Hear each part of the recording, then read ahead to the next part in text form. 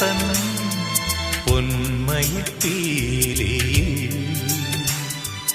7 വർണ്ണങ്ങളും നീർത്തി തളിരിലത്തുമ്പിൽ നിന്നുതിരും മഴയുടെ ഏകാന്ത സംഗീതമാ മൃദുപദമോടെ മധുമന്ത്രമോടെ അന്നെന്നരികിൽ വന്നുവെന്നോ എന്തേ ഞാനറിഞ്ഞില്ല.